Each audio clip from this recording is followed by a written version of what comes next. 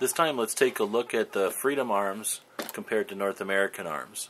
We've got two Magnums here, and then we've got two long rifles here. Let's start out with the small 22 long rifle from Freedom Arms. Seems empty.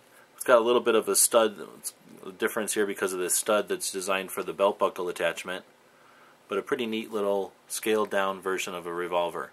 I think these are some of the most interesting little revolvers because of the extra attention to detail on the rod, the sights, and the hammer. Then we've got its big brother, the 22 Magnum version. The 22 Magnum is just 4 shots instead of 5. One of the things that makes it unique.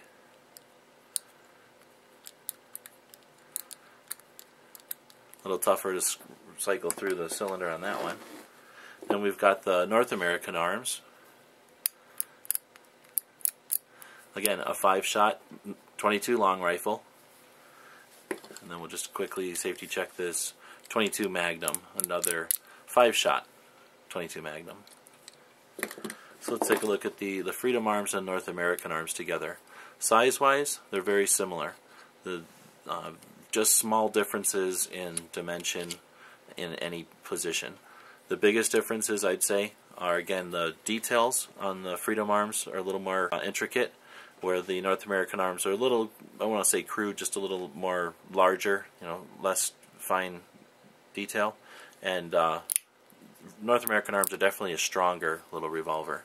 This one, I suspect, was designed to be kind of a novelty, where this one is really designed with use in mind. Freedom Arms on top, North American Arms underneath. They're both engraved on the right side of the frames, and they both have their serial numbers underneath my thumbs there on the bottom of the frames. Jumping up to their big brothers, Freedom Arms on the right there, North American Arms to the left. And again, very similar, a little bit more intricate detail on the Freedom Arms. From a few feet away, most people are going to think they're the same revolver. Serial numbers underneath. They do make belt buckles for all of these. There's a Freedom Arms belt buckle.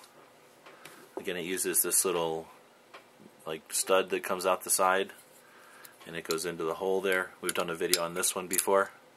Locks into place. Push the button. If you're wearing it, you come over, push the button. It just kind of falls off into your hand.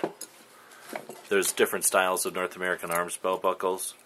They've been around longer. There's just a lot more of them. So this one just fits into the barrel there at the front. Kind of comes up and locks with this really junky little, this is not my favorite of the holsters. But anyway, it holds it there, and then when you need it, you would flip this with your fingernail, and it's going to pop out and then eventually come out into your hand. So this is not one of the best designed belt buckles, but there's a lot of them for North American Arms. This box, in fact, is the coolest belt buckle. But both of them have belt buckle options for both sizes.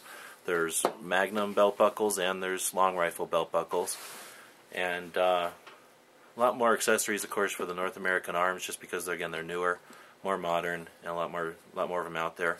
But these Freedom Arms are available online, here and there. So not impossible to get, just a little bit harder to get than the North American Arms.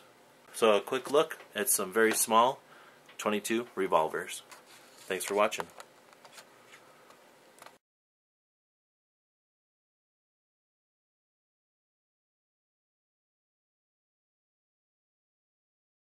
The guys and gals of GunWebsites.com encourage you to take a CCW class every year, practice at least once a month, and carry every day. Thanks for watching GunWebsites.com.